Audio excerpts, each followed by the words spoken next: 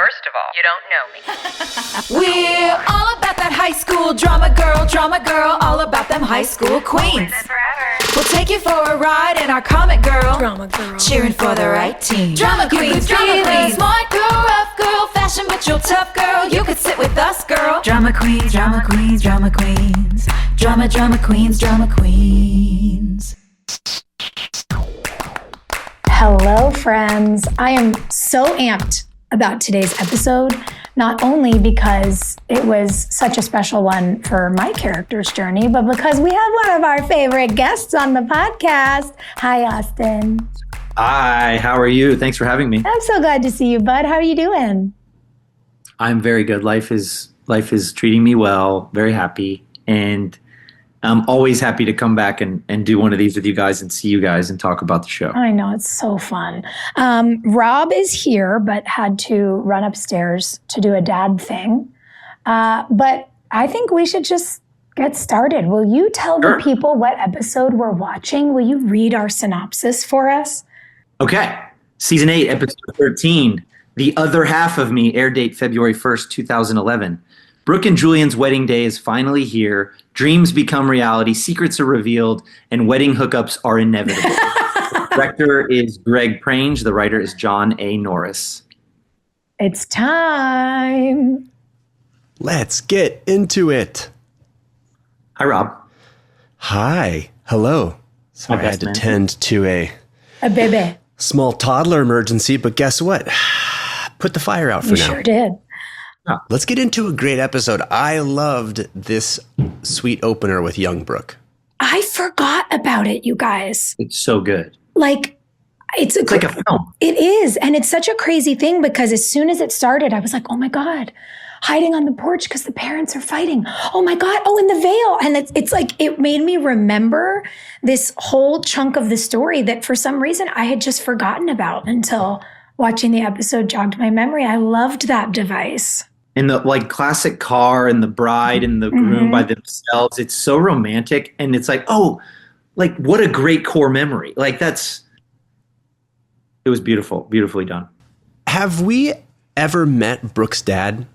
Did we ever put a face? Not to this point. Eventually you do. But at this point, he's still sort of this mystery person. Oh, when do we meet your dad or Brooke's dad? I think we meet him in season 9. Is it 9? Or is it later in this season? I don't know. I don't remember. My timeline's blurry with that. Yeah. But it was a cool device because not only do you see how the sort of fairy tale of the wedding and the thing is so instrumental, in society and for little girls, but you see why this idea means so much to Brooke because it's sort of paralleled. She's having one experience on one side of the door while listening to her parents screaming on the other. And I don't know, you get that this little girl wanted the fairy tale. She wanted to be rescued. She wanted a happy ending, not the ending that she grew up in her house watching. And it was cool to see that. And then the programming you get from your parents. Yeah. Which is what comes up later when you say to Victoria, and you remember what you told me. Mm-hmm. It's like, what an interesting Genesis moment, or not, what's the word? The Inception? Yeah. To see that seed sprout in you at a young age and yeah, the beauty of this versus my reality with my example. Mm-hmm. Yeah, it's really good. And then I love that in the same way that we're having this experience with Brooke as a child, we have the juxtaposition and then the humor is that Julian, as a grown man, is waking up in a house being like, what is happening? Because he's essentially a kid. He's a guest in Jamie's house and Jamie's bunny is on his chest and he's just like, what is this? And it's a really funny way to flip it and stay on theme. I didn't realize you were at their house. I just thought maybe Jamie left because of course you can't see Brooke that day. I will say this. There are very few people in this world who can pull off The under the chins camera angle. I was thinking the same thing. Austin Nichols, you are one of the few people who can look handsome while having a camera pointed directly under their chin. I appreciate that, but even I was like, what the heck are they doing? And then also I noticed in this episode I had like, there was facial hair, but the line was weird. And then at a bad angle, the beard looks like it's up on your face, or like there's a line of the eye. That's so funny. You had obviously just gotten a haircut prior to shooting the wedding scenes because it didn't look like its usual self. It was a bit shorter. And you shaved. Well, here's the thing. The shaving thing was my idea, and I probably shouldn't have done it. It was actually, it came from the right place. It was like, I'm getting married. And, I think I pitched it and I said, I think it's like a respect thing to the parents and for photographs and for blah, blah, blah. Like a lot of older people think that facial hair is still, little, it's associated with negative things. And so it came from that place. It was like for the old people, for our parents, for photos, blah, blah, blah. But it ended up just looking weird to me because he's never shaved once for the show. And then, I hate to get into vanity stuff, but my hair was weird at the time. I was like, what is going on? But here's why I think it worked. Because I like you when you are walking up to Skills in Chase in the outside the church. Yeah, it's weird because I didn't even realize the fact you were clean shaven, but your hair is like a little too short, so it looks odd. And then I thought, but you know why that works is because I buy that Julian is excited about his wedding day and he wants to look his best. So I buy that he got a haircut not a week before, but a day before his wedding. Yeah. And they maybe just went a little bit too short. Okay, good. That makes me feel better. No, I did. I totally know what you mean because it's weird to look at yourself and not feel like you look like yourself. But it gave you this kind of sheen of earnestness and it did make you look a little bit like a little boy. And I mean that in the sweetest way. Like watching you stand up there and, watching Julian looking at Paul and Sylvia and when they're fighting over him, it plays into the dynamic of the children we were and the adults we've grown into. And I don't know, I think it worked. I'm glad to hear that. I also, I skew dark quickly and I play a lot of scoundrels. I play a lot of sort of fun bad guys. So I think sometimes when I'm playing something like Julian or Julian in the wedding scene, I'm conscious of that and wanting to tamp down some of if there's any darkness and try to make him more, I don't know what the word is, safe. I skew scoundrel is my favorite sentence of the week. I love that so much. You know what else I liked? I liked the beat of Julian, Nathan, and Jamie at the River Court. And especially because you walk up and to your point, you've been such a good sport about Julian's quirks and the weird physical comedy.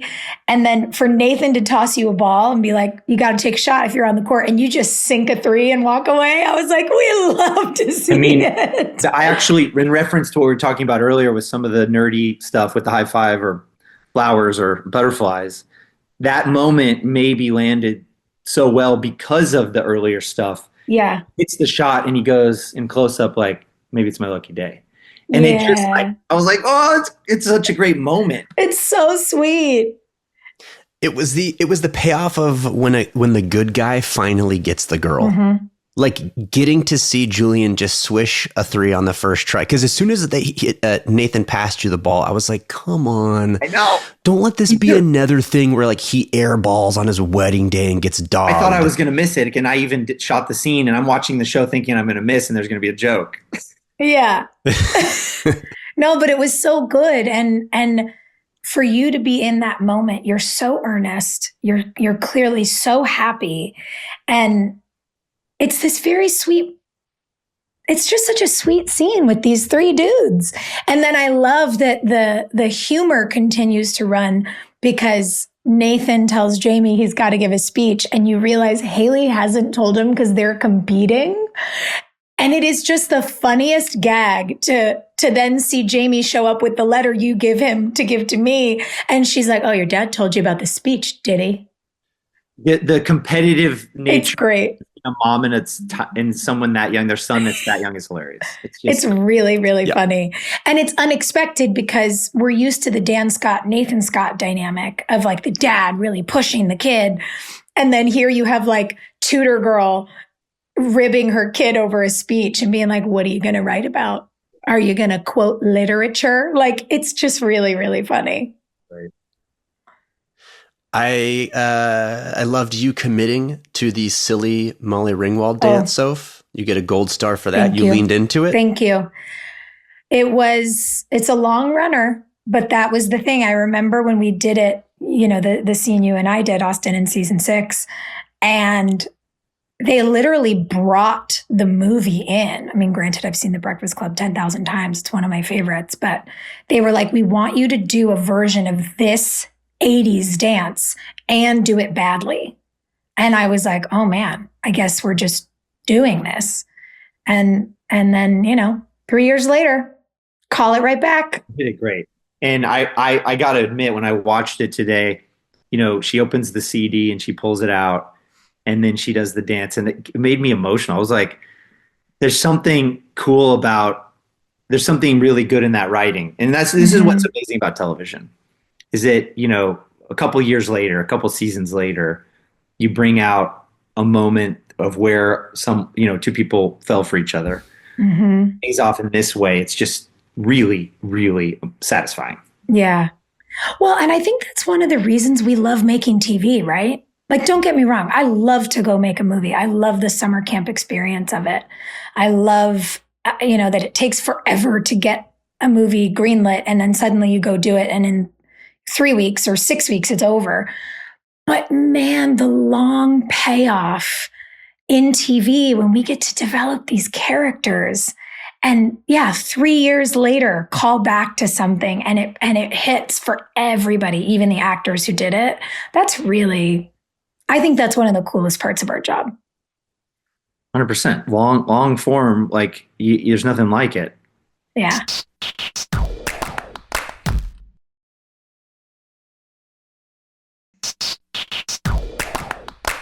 Speaking of nothing like it, I'm going to go ahead and just give you my honorable mention right now.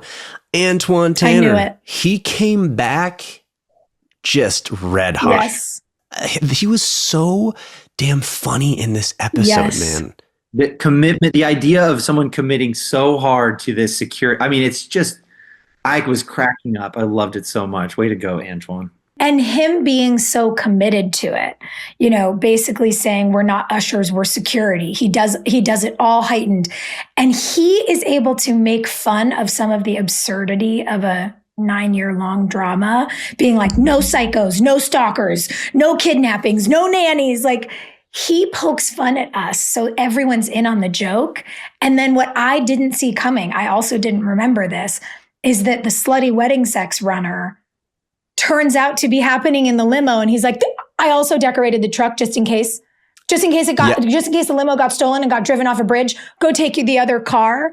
And then you and I have the exact callback to the couple in the classic car driving down the street in front of little Brooke. And it's like, man, they just really tied all these things together, right, where like the funniest jokes led to the sweetest moments over and over and over again. And I didn't see some of them coming.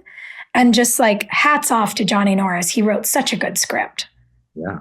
And it's so nice there was redemption for Skill's behavior. It wasn't just like, he's being silly and over the top. It's like, no, he actually kind of saved the day at the end. And then to your point, Soph, it also allowed for the similarity to young Brooks, experience at the top of the episode. And he was just funny. It was also great to see he and Lee and Steven together are a really good trio. Yeah. All of their stuff was just so fun, man. Yeah. Like, I love that there's a cooler full of milk. Yeah. It's like, what a buzzkill. The court jesters in Shakespeare. There's these like Rosencrantz and Guildenstern, or, these guys on the side just cracking me up throughout. It's really, really well done. It was nice to see. Is this the first time we've seen Alex and Quinn, like their friendship? Because it was great. I love their budding friendship. It started last week in the bachelorette party. And it's so nice, especially to get to see Alex have a dynamic with another woman, because it's not flirtation. It's not all of the sort of obvious hot girl doing sexy whatever with the guys. You get to see this sort of really human side of her and hear what she's going through. And I just think it's so refreshing. And Jana is so, she's so emotionally tender about all this stuff. And it's really nice to see the two of them. Yeah, it was great. I've said this before, but I don't think Alex would have been nearly as successful in the hands of a different actor. Absolutely. Because if you can't land that vulnerable sincerity, it doesn't give you the same like luxury of going so big with everything else. Mm-hmm. It's like, it's those moments that kind of ground everything. Mm-hmm. Like in her early days, it's so easy to hate a character like that. And then suddenly she'll be so raw and vulnerable. And you just immediately go, oh my God, this is a human being who has stuff going on. Yeah. And she's able to really seesaw in those moments. Like when Quinn asks her if she can keep a secret, and Alex goes on a tangent about this one time she told her friend Kimmy she'd keep a secret and then forgot and then told 4 people and one of them was Kimmy. Like, it is so silly and funny. And it's such a nice way to break up a moment that Quinn is having with something really heavy and dark. And I think it's part of why I'm having such a good time as a viewer watching them together, because in a way it's like, you know, we talked about how Quinn was brought in to be, you know, to fill the kind of Lucas void, like this very, you know, emotional, artistic person. And getting to see her also be silly is really fun. And it gives me like early Lucas and Haley dynamics almost, watching Quinn and Alex now. And I love it. Also, it's funny because the last time I was on, you guys, we were watching a bunch of beautiful women fight in a swimming pool. Yeah.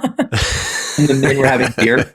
And it's nice to see 2 women like take care of each other and, you know. Yeah. Yeah, because we caught glimpses of this side of Alex in scenes with Julian, but then the problem was it would always just have a tendency to revert back to some sort of like sexual nature, you know? Mm-hmm. And with Millie, there was opportunities for there was moments of vulnerability, but then it would go back to that like, what's up, bitch? Hey, bitch. Like it would kind of go back to the surface. With Quinn, though, there is neither of those elements. Yeah. So it's just nice. And I like that she was self-aware enough to go, because listen, when someone wants to tell a secret, I think the general instinct is to be like, yeah, tell me. I love that she was self-aware and honest enough to go, I'm actually the last person you should tell. Yeah. Here's why. Yeah. Like, that was so endearing, man. It's so cute and funny. And then what I love is because they're having this really endearing budding friendship. When Millie turns out to already be tipsy from the good blue drink from the new bartender, and she sits down and says, well, maybe Chase and Mia are going to have the slutty wedding sex, and looks at them. And, you know, Chantel looks at Lisa like, what are you doing? And Jana looks so shocked. And Lisa goes, did I say that out loud? It's just like, I don't know. It's like everybody's not doing the thing you're expecting their character to do. And it's just hilarious. And exactly the word you chose, endearing. And I'm having so much fun watching everybody in the dynamic. Can I say one thing, though, that I actually thought was ridiculous? And I get why, but it's impossible, I know, to have 100 people dancing at a wedding and have any kind of continuity when you're filming these scenes. Right. But the fact that nobody dances at the wedding except me and you, and then us and the parents, drives me nuts. Yeah, where's the party? Where's the dance party? Where is the rager? Funny. Like Brooke and Julian are going to throw a rager and you never see it because it would have been a continuity nightmare. But it's like a thing that sticks out to me like a sore thumb. Okay, yes, I agree with that. I have one I bumped on as Ooh, well. okay. And it was towards the end of the reception. It's a room full of giant banquet tables, as you do at a wedding. And then there's one random four-top that Alex is sitting at by herself, like it's the reject table. And to then, of course, give a space for Quinn to come and have a heart-to-heart with her. But I'm like, get the hell out of here. There has never been a four-top at a wedding reception. No. That is so funny. That was in a production meeting. Like, how can we visually just make her look so sad and alone, even if it's not reality? And yeah. Like, we can't trust the actor to convey she's lonely and sad. So let's put her at her small table by herself. Well, I want to address the dance party thing because that's one of my issues with television sometimes is time and money and just getting the script right. Like when it's easier in a movie, but there are shows where there is a little bit more freedom. Like say Greg Prange was like, we're just going to shoot some dancing. Like we might cut together a montage and throw a song on it and it would be so awesome. But in TV, that's really hard to do and get permission to do, even if you're Greg, like, because it's 8 days of shooting and we got to get all this stuff and then get out of there. And, that's one thing, like I've tried to remember now, like when I just made my movie, it's like, don't get so like myopic about this script and what's on the page and our opportunities, even if like it's in the moment and you go, hey, just roll. And then 60 people just dance for literally 20 seconds. Yeah. It doesn't take a long time. And with a few cuts, that could become something. You know what I mean? Like that's such a TV thing where there's not a lot of room for, especially, like traditional networky stuff. There's not a lot of room for improvisation or an idea popping out at the last second. And going back to the Alex of it all. So the last time we saw Alex and Chase interact, it was that scene at Trick in the stockroom after like Alex and Mia have bonded. And it seems that they're both just going to like give up on Chase. Yeah. Alex follows him into the stockroom and then kisses him and is like, hey, I'm still into you, by the way. And then nothing ever came of that though. No. Odd, right? I mean, I'm not missing anything, am I? I don't think so. There's been no discussion. We never saw Alex talk about it. We never saw Chase talk. It just seemed to me like that was about to be the beginning of something. Well, and we've had this big gap. What did we say? It was like a month or 6 weeks or something from the storm night where Quinn almost dies again, where Brooke dies for 2.5 minutes. Thank God for Julian. Also, Austin, we talked about like one of our honorable mentions in that episode was absolutely you hulking me out of the water. We were like, oh my God, has anyone ever looked more like a hero? But like we don't want to dwell in the scary. And so we're going to do a time jump, do the bachelorette party. There's all these things that fall through the cracks where you're like, wait a second.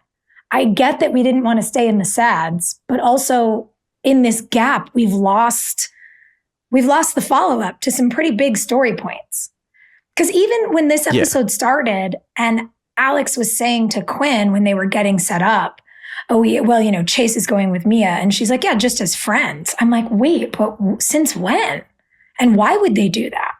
Like, what was the impetus for them deciding to go on a platonic date to Brooke and Julian's wedding? And we have no reason. Yeah, I think that was just a casualty of an ensemble cast and 42 minutes of content. It's just they can't service everything. One couple that did get the moment they deserved was Mouth and Millie. When Skills is about to not let Millie in, and then Mouth goes, she's my girlfriend. She can come in. I was like, it's about time we make it official again, you guys. Yes. You friggin' cuties. That was nice. They are so sweet. I also love Alex being like, well, why don't you go find Melvin and get it on? Like she still doesn't know Mouth's name. A couple of things that I thought were so great. Oh my God, Carol Cutshall and the wardrobe department crushed for Daphne. She looked like a Chanel model straight off the runway. She gave me that like 90s runway Claudia Schiffer energy. I was obsessed with her. And one of the things that stood out to me as being so genius, and I know we touched on it a little bit, but I'm curious what you remember, is Austin, you being sandwiched between Sharon Lawrence and Gregory Harrison bickering at each other. Yep. Like, and then you take charge, you save Quinn. The whole thing is so awkward and you just shut it down. I loved that scene for a couple of reasons. One is because they're so funny and they're the center of that scene. Yeah. And two, because I didn't really have to do anything. I'm just sitting there watching a tennis match. It's so fun. But anytime I got to work with Sharon or Gregory, it was always so fun. They were such like just pros, and they've just been at it forever in so many cool movies and shows, and felt so lucky to have them play my parents. So what a treat. But then when we're saying our vows and she's crying, I laughed out loud when he hands her the Kleenex. Yes, I wrote that down too. So good. It's really nice, that little shift between them. And it was also so sweet to see the parents all crying. Yeah. Because we've all had such drama with our parental characters. And it's so adorable that there was just not a dry eye in the house. I loved it. I loved Victoria. I like that we're getting back to the Victoria Brooke dynamic we had at the start of the season, with her showing up with the veil that you caught as a little girl that she had kept all these years. I thought that was awesome. And then, at first when Brooke's dad wasn't showing up, and she kind of makes her comment like, I wouldn't hold your breath or something. I was like, come on, like, be supportive of your kid. You don't need to like toss a dig in. But then when she walked back in and was like, I'm so sorry, and then I think Brooke says something effective like, what are we going to do? And she says, we're going to do what we've always done. And she walks you down the aisle. And then later when it's the father-daughter dance, Paul dances with you. Yeah, it's so sweet. I liked to see these faulted parents really stepping up and showing up for their kids today. And I loved that Paul said, well, you're my daughter now. Yeah. And then vulnerably shared about what he looks back on that he's missed, that he regrets, because it's such a nice, it's a nice callback again to that fight that Brooke and Paul had years ago, where she tells him, like, your kid misses you. He holds on to this one memory because it's all he's got. And in a way, he's able to say without saying that what she called him out on shifted his behavior, and now he can be there for her too. It's so touching. And just, it's vulnerable as well, because he could have just been a hero in that moment. He could have just said the cool line, but instead he was sort of like, he was kind of like mining his past mistakes to help humanize her dad and help Brooke understand the situation, which was just a generous thing to do. It wasn't necessary. It didn't make him look any better, but like, I just love that he was willing to like be a peer. Not like the flawless parent. He was like, yeah, man, I've actually screwed up a ton. So, it was just, it was a good move, It was integrity, which is sort of Brooke's strike zone. The whole, listen. So sweet. Trains Marry Me. I mean, that's got to be like top 3 all-time wedding songs, right? It has to be. It's gotta be, because as soon as that song came on, I'm like, well, I'm done.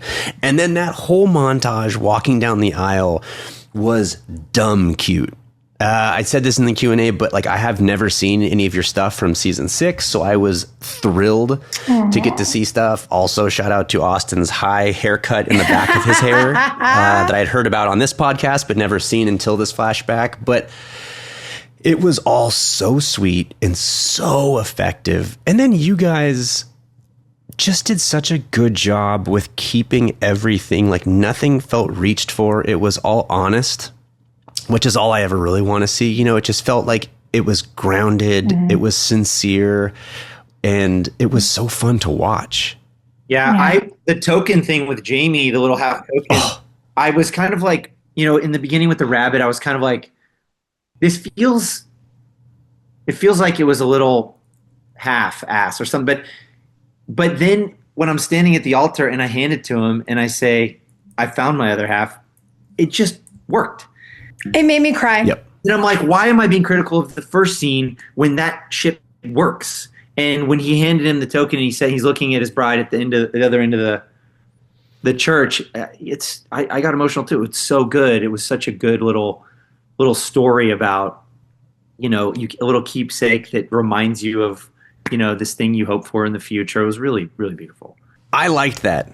I mean, I know it's one thing to be the actor who's reading it and then preparing for how you're going to sell it, but as just a viewer, I was on board from the jump with that. Okay, good. I like it too. It worked in the end. It was only the beginning that it was throwing me, but that was probably just because I was the guy who had to do it. Yes.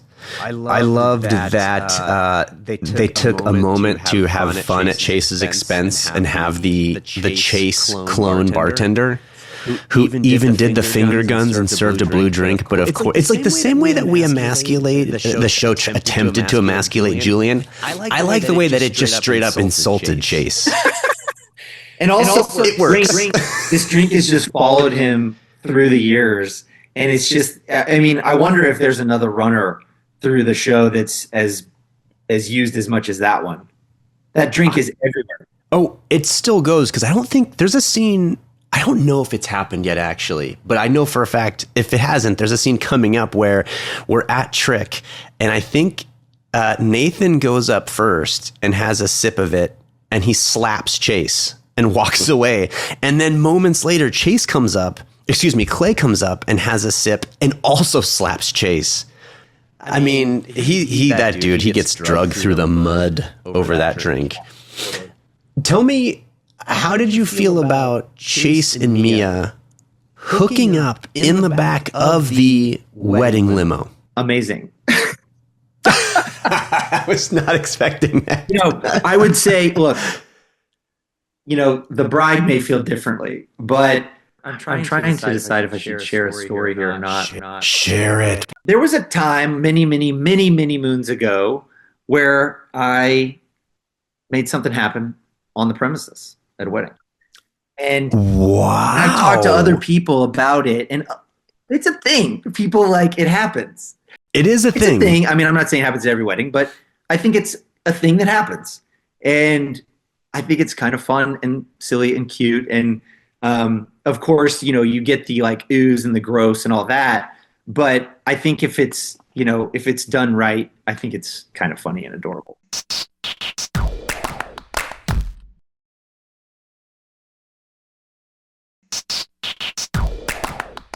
Okay, can I ask, was it inside or outside this dalliance of yours? I'll never tell.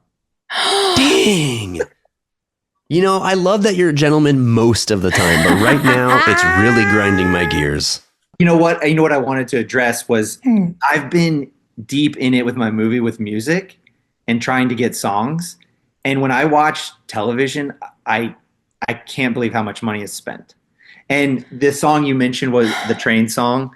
And then the Don't You Forget About Me, which is, a monster hit song. I'm sitting here going, that's 40 grand. That's 60 grand. That's 20 grand. I'm going, holy crap. How does this show pay for these every week? I got paid in craft services. That's how they used my salary for good tunes. Yeah. And listen, if it's going to be Simple Minds and Train, I'm okay with it for this episode. I'll get paid in Funyuns. I loved it. Well, you two were so good in this episode. You always are. I've been saying since I started this that I became a big Brulian stan. So it was really nice to see, especially after what we've been through this season. Yeah. It's just been so heavy that the bachelorette party episode was the palate cleanser we all needed. And then this just warm feels. There was no cat stuck in a tree. It was just a beautiful wedding with people that we like. It was great. And you two did such an awesome job. Thank you. It was really, I wrote down, and it's going to maybe seem a little bit silly, but watching this, it really felt like I'm watching people I know get what they want. It genuinely felt like such a happy thing for some people who deserved it and needed it. And it's an interesting thing to feel that sort of connection to, characters that we made up, because they're not real people, but we played them for so long that they almost feel like they are. And it was I don't know. It was just nice to see this, to your point, Rob. It was nice to see some warmth and some happiness and some levity after all the very intense drama and violence of the season. Yeah. It was sweet. Also, shout out to Joy's pregnancy glow, which was very real in this episode. Yeah. The scene where she comes into the bridal room, when it's just the two of you, I paused and I was like, oh my God, look at the glow on Joy, man. And the hair is awesome. so good. And I mean, the dress they put her in was so great. And I even loved, you know, looking back on it, obviously, because Joy was pregnant with Maria, like even the throwaway joke she makes in the morning when she has like gorgeous bedhead and she's like, I'd join you, but I don't want to go into labor on your wedding day. Like the whole thing works. It's so funny. Yeah. And she looks so beautiful and she was such a trooper. I mean, those were long days. And she hung out and was like, I'm in it to win it. How many months do we think she was then? Oh gosh, I can't remember. Maybe, I don't know if she'd be mad at me. But she gave birth during the season? She did, yeah. Right, that's right. Yeah. Wow, then maybe pretty far along. Yeah, she was pretty close. She was probably, I mean, she had to be like 7 or 8 months at this point. Because I remember, and we talked about this, that when Haley has Lydia, Joy gave birth in the middle of that episode when we were filming, and then had to come back and pick up those scenes and was like, absolutely not. There's no way I can pretend to give birth on camera now that I've just done it. Like, this is fucked up. I can't. And yeah, that's right. And so I don't remember what episode that is, but I think it's pretty close. Right. I forgot about that. Yeah. And something I loved too that they did, and what a great call of Greg, is when Joy's giving Haley's speech that is so funny and sweet and lovely. She said to me, she says, looking at me, it was in the eyes, and I did this to her at the table, and then she did it back to me. And Greg was like, I love that. Do it again. And he very smartly cut it in the opposite order. So, you know, she says it and then does the thing, and then you cut to me and I do the thing. And it was this really sweet moment. I don't know why. Joy and I were so deadlocked on each other. And yes, it's about Brooke and Haley, but it was also so clearly about us. And we just had this moment and we did this thing. And then I'll never forget Greg running in and being like, do it again, do it again. I love it. I love it. And it made the show. And now it's a thing that people, like you're saying with your high five, Austin, like people will do that to us at conventions and stuff. And you never know what's going to hit. Also why he's a smart guy and such a good director, because when you see those little things that happen, you got to grab them, and it's lightning in a bottle. And like, yeah, those are the things that make something unique and special, and good for him. I remember I have a little behind the scenes moment that I remember from doing this episode when we were all, anytime you get the whole cast together, it's problems. Yeah. Because we're like kids who have never been allowed to sit next to each other in class. And now on the field trip, we're all in the same bus row. Oh, it's a disaster. And so it was me, Coletti, James, Antoine, like all sitting in a pocket, right? And I'll never forget, you guys were up on the altar. So we must have been doing some sort of establisher or something, but like we were getting close to, we must have been shooting like over you onto us. Cause I remember you guys were actually performing, and one of the group, I believe Antoine started to doze. This is not because of you guys. It was just, long day, whatever. Yeah. It's Antoine, it's just funny. He starts to doze, and we started laughing, and then we got quite literally church giggles. And I remember feeling so bad because at one point, Soph, you turned around and you were like, guys, like we were totally not helping the situation. And it was one of those ones that was like, I am trying to be here for you, but unfortunately the giggles have taken over. And then it's like, how it is. I stop it, but then I hear James snickering and it starts again. Yeah, we love Antoine, but when anyone starts snoring while you're rolling, it's really hard to not lose it. And to your point, it was such a long day. And the reason it was hard for us up there is because we had one camera doing coverage in a tight shot and a camera at a perpendicular angle shooting a 2-shot of us with you guys all in the background. So we were doing a wide shot, which is totally inconsequential, at the same time as we were doing our coverage. And it was like, please, had to be please. 100%. Yeah. And it was hard. Also, it was towards the end of the day, and this is arguably the most important shot of your two characters so far. Mm-hmm. It's so important. So it's tough. It's already the end of the day. Energy's waning. Yeah. And then you have the peanut gallery. You hear a faint snoring and then a bunch of grown man children giggling about it. Yeah.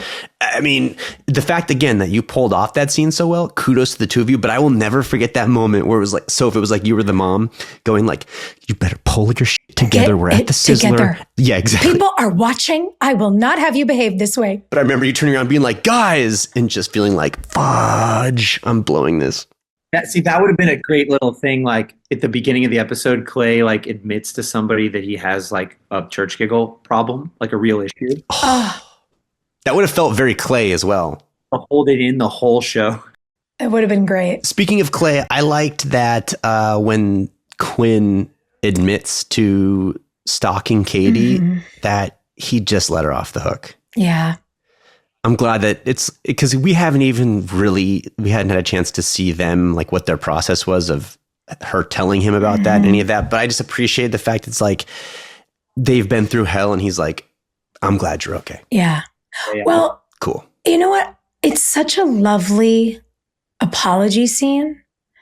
And it's nice that we get to it because it's serious with some humor, as we said earlier with Quinn and Alex, especially Alex being like, yeah, you better tell him because there's a chance I might. Like there's levity. And then when you guys sit together, you're both so dropped in. You're so vulnerable.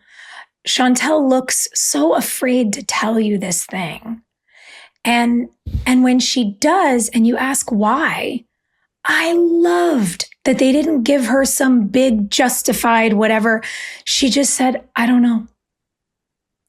And it was so honest. And you two basically got to sit with each other and look at each other and admit that, yeah, you don't always know what you're doing, but you love each other. And it's so refreshing. Yeah, there's a good amount of grace there to just go, yeah, okay. Like to me, it was another one of going like, oh yeah, that's your person. Mm-hmm. Not raking you over the coals. It's not a whole big thing. It's like, yeah, we both almost died. So let's just, okay. Yeah. Lesson learned. Let's move on. Yeah. I loved it. I thought you guys were beautiful. What are we? Oh, I have a shout out, something that I love. Mm-hmm. And you know, we got to really craft Brooke and Julian's vows, which I thought we crushed. And I loved that we managed to get some humor in our scene, in so many of these scenes, like we've been talking about throughout the episode.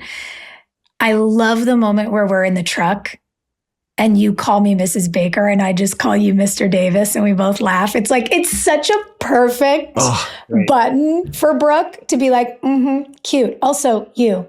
It's so exactly who you are, who Brooke is. It's so good. I loved it. It was so sweet.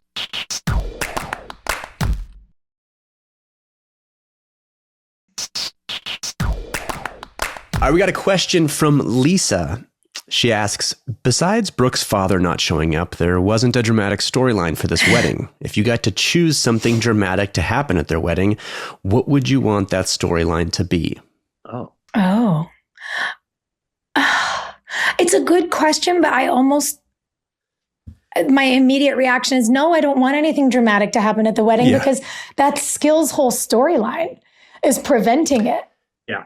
My first thought was like the catering gets goofed up. Like it has to be something you can live without, you know? Right. Yeah, like if the cold feet thing has been done so many millions of times, and you know, if I like Brooke and Julian having a successful, great wedding, but if there was something going awry behind the scenes and then somebody else was the hero that fixed it, that would have been fun. Like if you and I never knew about it, but something was happening in the background and one of our characters was on this sort of wild goose chase to fix it, and then the wedding goes off without a hitch, that would have been cute. Maybe Antoine did actually, Skills actually did stop the event that was, yes. You know? Yeah, if it wasn't just the truck, there actually was imminent danger that he took care of and told no one about. No one. He's a silent hero. He walks back into the church. Oh, that would be gold. That would have been nice. Okay. Yes. Yes to that. Honorable mentions? Definitely Antoine. Mm-hmm. Same. Yeah. I'm also going to give an honorable mention to Lisa Goldstein's bouquet catch. Because her flying through the air into that still shot from Quinn's camera and then the bouquet coming up into frame, just absolute physical comedy gold. Also, to the little girl who played young Brooke. I just loved that moment, and she did such a great job. And you often wonder, like, where are they now? And who is she now, you know? Yeah. That would be fun to know. It was so good. Well, shout out to you. That young girl grew up to be JoJo Siwa. No. Could you imagine? Oh my gosh. Oh, should we spin a wheel? Let's do it. What does that mean? You're about to find out, Austin Nichols. It's a most likely to. Oh. Like in the yearbook. Get ready. Superlative time. Most likely to make friends with a stranger on vacation. Is this for the whole cast? Character and castmate. Yeah. I mean, I want to say Clay. But no. No, that's more Rob than Clay. I'd say Julian. Really? Julian, he's so open. Yeah. Yeah. Interesting. I would say Julian, and then I would agree. Me. Yeah. I'm into it. How about you guys? I think you're both correct. It feels like a unanimous vote. We'll take the win. Rob and I will take the win. Right down the aisle to the altar.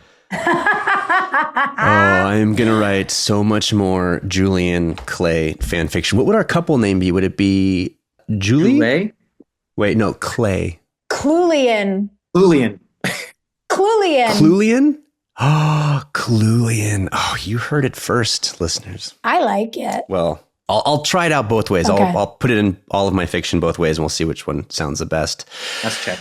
Well, that wraps it up. Next episode, we got Season 8, Episode 14, Holding Out for a Hero. Austin, it's always so good to see you and talk with you, buddy. Truly I the love best. I love you guys. It's so fun. I miss you. We love you. We miss you. We can't wait to see your movie. Thank you. Okay. Bye, fam. Bye. Hey, thanks for listening. Don't forget to leave us a review. You can also follow us on Instagram at Drama Queens OTH. Or email us at dramaqueens@iheartradio.com. See you next time. We're all about that high school drama girl, all about them high school queens. We'll take you for a ride in our comic girl, cheering for the right team. Drama queens, smart girl, rough girl, fashion but you're tough girl. You could sit with us, girl. Drama queens, drama queens, drama queens, drama queens, drama queens.